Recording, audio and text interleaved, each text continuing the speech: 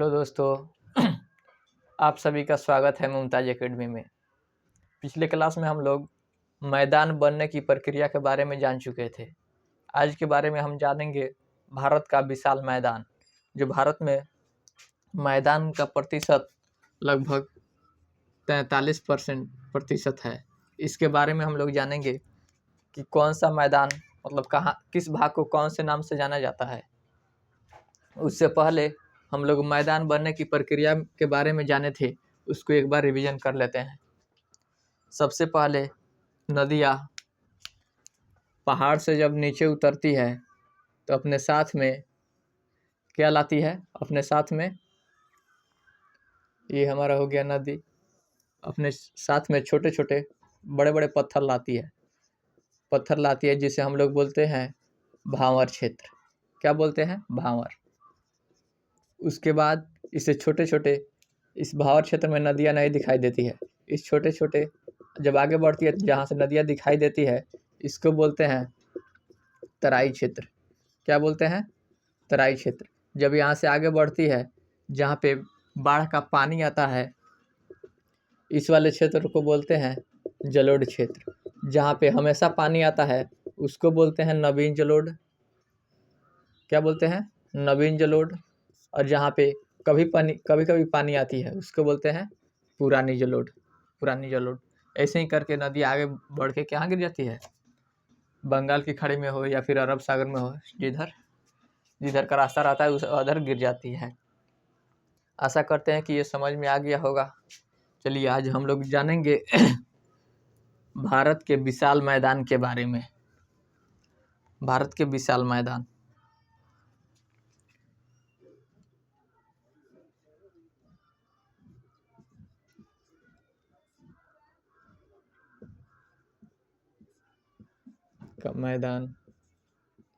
भारत का मैदान कितना प्रतिशत है बताइए तो? कितना प्रतिशत है? यह है 43%। एग्जाम में पूछता भी है भारत का मैदान कितना है? 43%।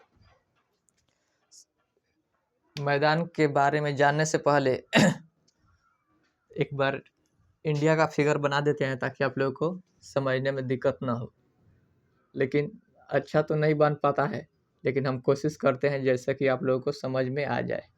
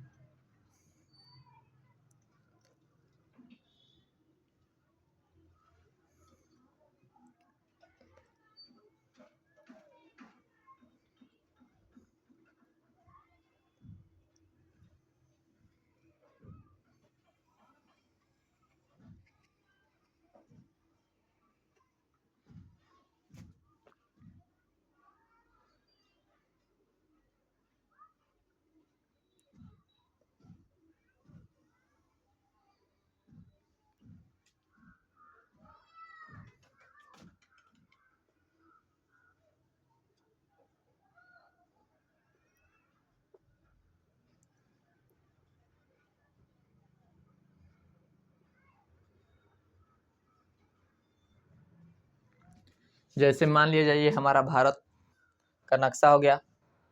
कोशिश किए हैं बनाने के लिए, लेकिन जैसे भी बना है आप लोग समझने पे फोकस कीजिए। सबसे पहले हम लोग जानेंगे भारत का मैदान आखिर कैसे बना है। ये सबका प्रक्रिया बता चुके हैं। भारत का मैदान इस वाले क्षेत्र में पाया जाता है। ये वाले क्षेत्र का भारत का विशाल मैदान के नाम से जाना जाता है। पहाड़ पठार ये सब में से सबसे ज़्यादा भाग किसका है? मैदान का है। कितना है? 43%। मैदान होने के कारण, मैदान यानी प्लेन जमीन होने के कारण यहाँ पे बहुत ही ज़्यादा जनसंख्या पाया जाता है।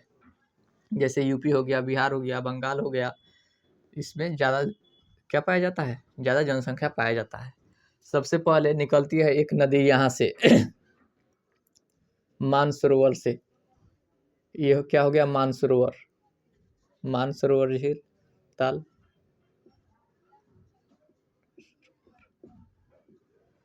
मानसरोवर झील से निकलती है, या फिर मानसरोवर तालाब भी बोला जा सकता है। यहाँ से निकलती है एक नदी जिसका नाम है सिंधु। क्या नाम है? सिंधु। जो इधर से होते हुए जाकर यहाँ से फिर पाकिस्तान में प्रवेश करते हुए यहाँ पे अरब सागर में क्या होती है, जाकर गिर जाती है। उसके बाद ये हमारा हो गया, ये वाले क्षेत्र हमारा हो गया, इधर हो गया, ये हो गया कश्मीर, ये हो गया लद्दाख, ये हो गया, ये हो गया कश्मीर, ये हो गया लद्दाख। लद्दाख के बाद हमारा ये हो गया उत्तराखंड, सॉरी हिमाचल प्रदेश, ये हो गया हिमाचल प्रदेश, ये हो गया उत्तराखंड, यूके। समझने में दिक्कत नहीं ना है। और ये हमारा हो गया पंजाब। कोशिश किए हैं बताने के लिए ताकि आप लोग को जल्दी से समझ में आ जाए। उसके बाद यहाँ से एक नदी निकलती है जिसका नाम है झेलम। ये है सिंधु, इंडस, जिसे इंग्लिश में इंडस बोलते हैं, सिंधु। पढ़ा रहा है? एक बार बताइए तो, स्पष्ट रूप से पढ़ा रहा है कि नहीं पढ़ा रहा? पढ़ा जा रहा है, थोड़ा और बड़ा लिख देते हैं। ये हमारा हो गया सिंधु नदी। कौन सी नदी हो गई? सिंधु नदी। यहाँ पे लिख देते हैं एस, एस से सिंधु। उसके बाद यहाँ से निकलती है झेलम नदी। झेलम नदी निकलने के बाद यहाँ पे कहाँ आती है? यहाँ पे फिर भारत और पाकिस्तान के बॉर्डर बनाते हुए आकर यहाँ पे मिलती है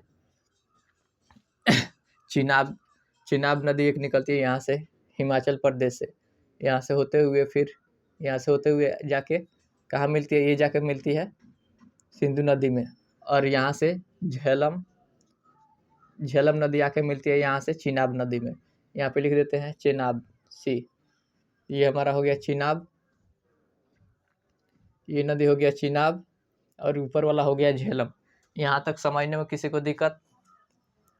समझने में दिक्कत है तो बताइए तो। उसके बाद एक नदी निकलती है यहाँ से, यहीं से निकलती है, जिसका नाम है ब्यास, सॉरी जिसका नाम है रावी नदी। ये जाके मिलती है यहीं पे चिनाब में। उसके बाद फिर यहाँ से एक और नदी निकलती है इस साइड से, जिसको हम लोग बोलते हैं, इसको बोलते हैं सतलज। यहाँ से प्रवेश करते हुए फिर आकर कहाँ मिल जाती है? यहाँ पे चिनाब में आके मिल जाती है। कहाँ पे मिलती है? चिनाब में मिल जाती है। उसके बाद फिर जस्ट यहीं से हिमाचल प्रदेश से एक और नदी निकलती है जो जाकर कहाँ मिल जाती है? फिर सतलज में आके मिल जाती है, जिसका नाम है ब्यास भी। ये हो गया सतलज।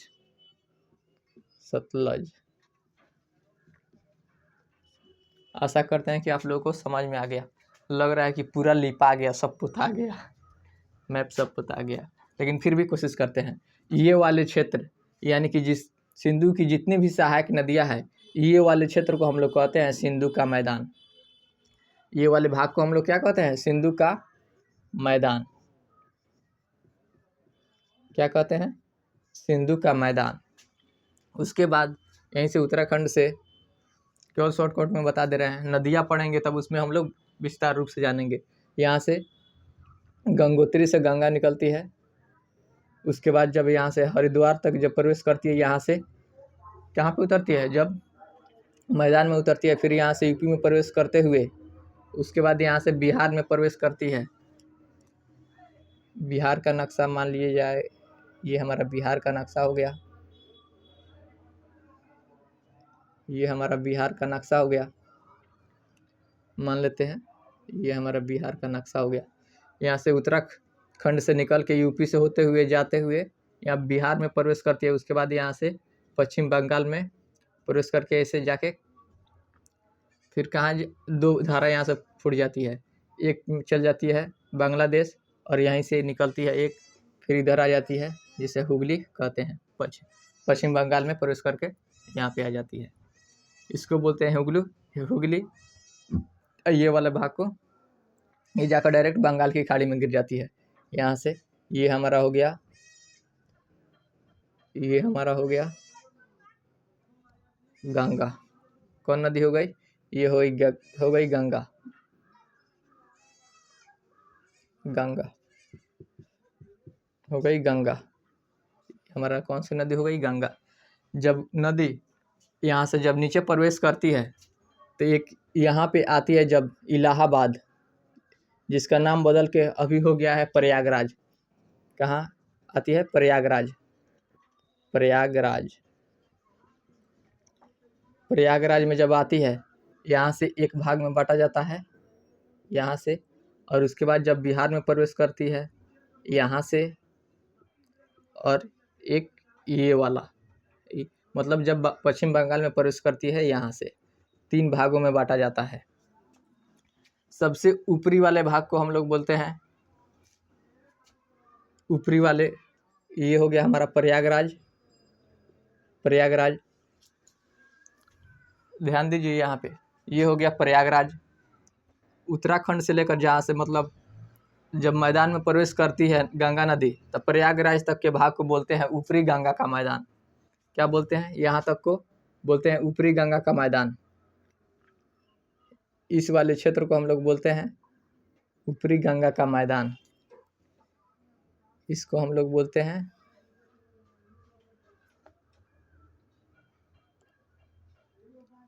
ऊपरी गंगा का मैदान। इलाहाबाद तक इसको बोलते हैं ऊपरी गंगा। यहाँ पे याद कर लीजिए लोग, यहाँ पे, या फिर इधर ले आकर लिख देते हैं इलाहाबाद। इलाहाबाद, जिसे प्रयागराज भी कहते हैं, प्रयागराज। उसके बाद ये वाला भाग को हम लोग बोलते हैं ऊपरी गंगा का मैदान।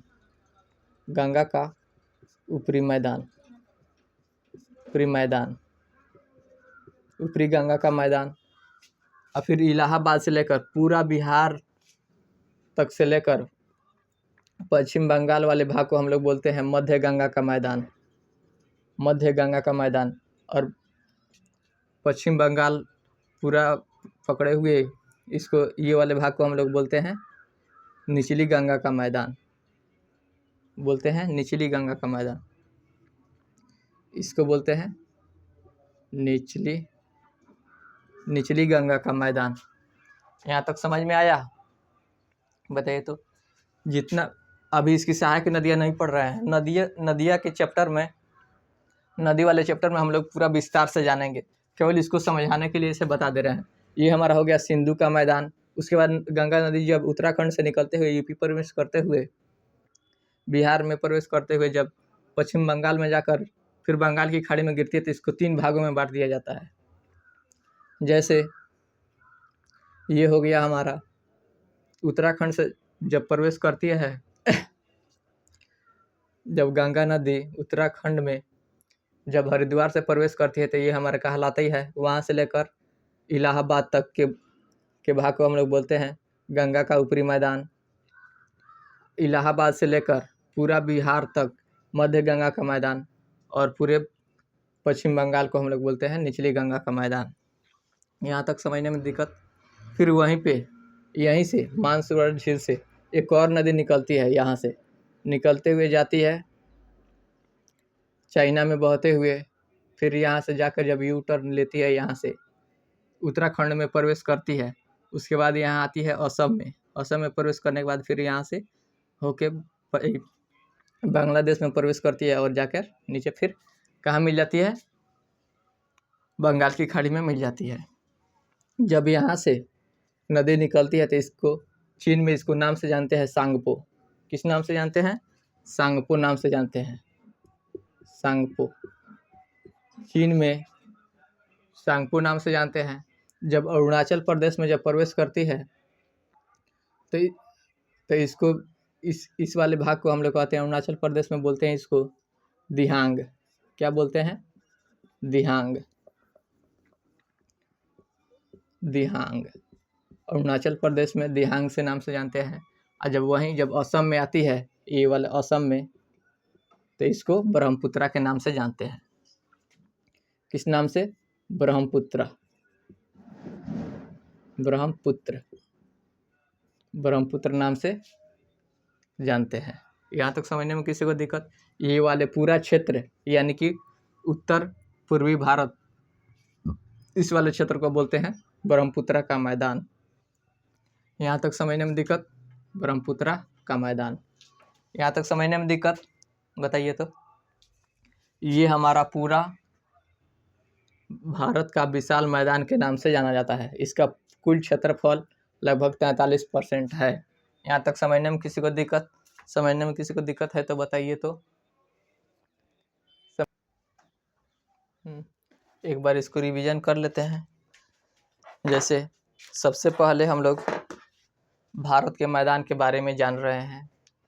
जो ऊपर वाले भाग है, जैसे जहाँ से मानसरोवर झील से सिंधु नदी निकलती है, इस मतलब क्या हो गया? सिंधु नदी जब निकलती है यहाँ से होकर भारत में प्रवेश, उसके बाद भारत से होकर फिर पाकिस्तान में प्रवेश करते हुए कहाँ चली जाती है?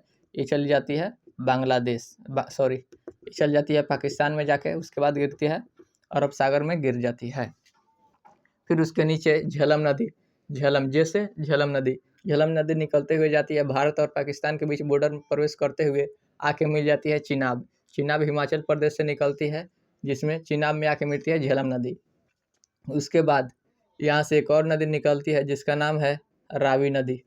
हिमाचल प्रदेश से ही एक और नदी निकलती है, आर से हो गया रावी, आर से रावी नदी निकलती है। यहाँ से रावी नदी निकलती है, रावी नदी निकलते हुए जाके फिर कहाँ मिल जाती है? चिनाब नदी में मिल जाती है। फिर उसके नीचे एक और नदी निकलती है छोटा सा, जिसका नाम है ब्यास। ये आके सतलज नदी में मिल जाती है। सतलज नदी ये मानसरोवर झील से निकलते हुए फिर जाके कहाँ मिल जाती है? ये जाके मिल जाती है सिंधु नदी में। इस वाले क्षेत्र को हम लोग जानते हैं सिंधु का मैदान के नाम से। उसके बाद उत्तराखंड से एक और नदी निकलती है जिसका नाम है गंगा की नदी जब निकलते हुए इलाहाबाद तक आती है, यानी कि प्रयागराज, इस वाले भाग को ऊपरी गंगा का मैदान के नाम से जानते हैं। उसके बाद वहाँ से लेकर पूरा बिहार तक इसको मध्य गंगा के मैदान से जानते हैं। उसके बाद नीचे वाले भाग को निचली गंगा के मैदान से नाम से जानते हैं। कभी कभी नहीं, भले एग्जाम में जो पीछे वाला एग्जाम हुआ है उसमें पूछा भी है, मध्य गंगा का मैदान है, बिहार किस गंगा के मैदान में आता है? तो ये आता है मध्य गंगा के मैदान में आता है। या फिर ये पूछता है मध्य गंगा का मैदान कहाँ से कहाँ तक फैला हुआ है? या फिर ये पूछ देता है जो यूपी का नीचे वाला यानी कि पूरब वाला भाग है, ये किस गंगा के मैदान में आता है? ऊपरी भाग किस गंगा के मैदान में आता है? यहाँ तक समझने में किसी को दिक्कत है तो बताइए। उसके बाद मानसरोवर झील से एक और नदी निकलती है जिसका नाम वहाँ पे सांगपो रहता है। उसके बाद जाते हैं, जब अरुणाचल प्रदेश में जब प्रवेश करती है वहाँ पे दिहांग के नाम से जानते हैं। जब वहाँ से प्रवेश करते हुए असम में आके आती है तो यहाँ से इसका नाम हो जाता है ब्रह्मपुत्रा। तो ब्रह्मपुत्रा के नाम से ही इस वाले भाग को ब्रह्मपुत्रा के मैदान के नाम से जानते हैं। ब्रह्मपुत्रा नदी पे ही असम में ही एक जगह है माजुली, वहीं पे माजुली एक क्या बनाती है? नदी द्वीप बनाती है, जो विश्व का सबसे बड़ा नदी द्वीप है। इसको माजुली द्वीप को एक जिला भी घोषित कर दिया गया है, उसमें आदमी भी रहता है, उस पे सबसे बड़ा नदी द्वीप है।